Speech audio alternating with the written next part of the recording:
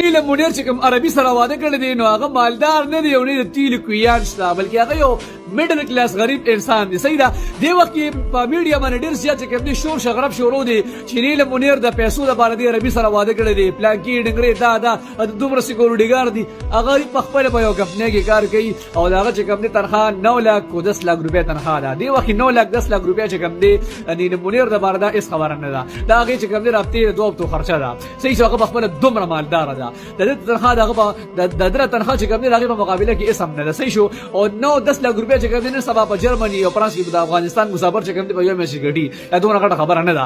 ټیک شو زموږ د بار غټه خبره ده خو دا وی د بار ده نه ده.